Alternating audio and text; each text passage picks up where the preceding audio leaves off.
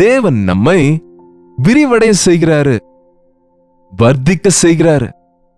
நீயும் உன் குடும்பத்தாரும் ஆசீர்வதிக்கப்பட வேண்டும் என்று, உன் பிள்ளைகள் உன்னை விட பெரியவர்கள் ஆக வேண்டும் என்று, உன் எல்லையை தாண்டி தேவன் அவர்களுக்காக கொண்டிருக்கிற அந்த உன்னதமான இடங்களிலே அவர்கள் உங்கள் நிமித்தம் ஆண்டவருக்காக சாட்சிகளா இருக்க வேண்டும் என்று தேவன் விரும்புகிறார்.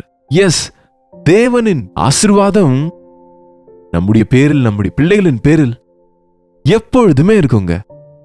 ஒருவேளை இன்னும் உங்க வாழ்க்கையில நாங்கள் அதே வீட்டில இருக்கிறோம், அதே வருமானம், அதே நிலைமை, எங்க பிள்ளைங்களும் அதே கிளாஸ் தான் படித்துக் கொண்டிருக்கிறாங்க, திரும்ப திரும்ப திரும்ப ஃபெயில் ஆகி கொண்டிருக்கிறாங்க, என்ன முயற்சி செய்தாலும் முன்னுக்கு போக முடியவில்லை என்றால் நீங்க நின்று யோசித்து பாருங்க. தேவன் உங்களோடு இல்லையா? தேவனுடைய ஆசீர்வாதங்களை நீங்க இழந்துட்டீங்களா?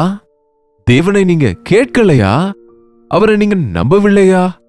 அவரை நம்பினால், அவரை நம்பினவர்களே, அவரை நேசிக்கிறவர்களே அவர் ஆஸ்தியுள்ளவர்களாய் செய்வேன் என்றார். அவர் ஆசீர்வதித்தால் அது என்றென்றைக்கும் ஆசீர்வாதம்.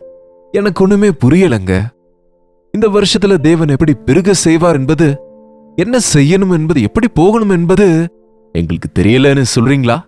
அதற்கு தான் தாவீது சொன்னார், தீபமா இருக்கிறது அவருடைய வார்த்தை, தேவனுடைய வசனம் நம்முடைய கால்களுக்கு வழியை காண்பிக்கிறது. வசனம் நமக்கு தீபத்தை போல சுற்றி இருள் இருந்தாலும் நீங்க அடி எங்க வைக்கணுமோ, பத்திரமான இடம் இதுவோ, வழியிலே உங்களை இலக்குக்கு கொண்டு சேர்க்கின்ற வழியிலே தேவனுடைய திட்டங்களை கற்றுக் கொடுக்கிற விஷயத்துல தேவனுடைய வசனம் இருக்குங்க. அதனால்தான் தேவனுடைய வசனத்தை வாசிங்க. புரியாத போது முழங்கால் போட்டு ஜெபம் பண்ணுங்க. விசுவாசத்தோடு வசனத்தின் வாயிலாக தேவன் தம்முடைய வழிகளை நமக்கு தெரியப்படுத்துவார் என்று நம்பி உங்க வாழ்க்கையை அவருக்கு ஒப்பு கொடுத்து, என்ன செய்ய சொல்றீங்க ஆண்டவரே, எங்கே போக சொல்றீங்க ஆண்டவரே, என்ன உம்முடைய திட்டம் என்னுடைய பேரில் என்பது ஒவ்வொரு நாளும் நம்ம தேவனிடத்தில் கேட்டுக்கொண்டிருந்தா அற்புதமாய் தேவன் தம்முடைய வழிகளிலே நம்மை நடத்துவாருங்க.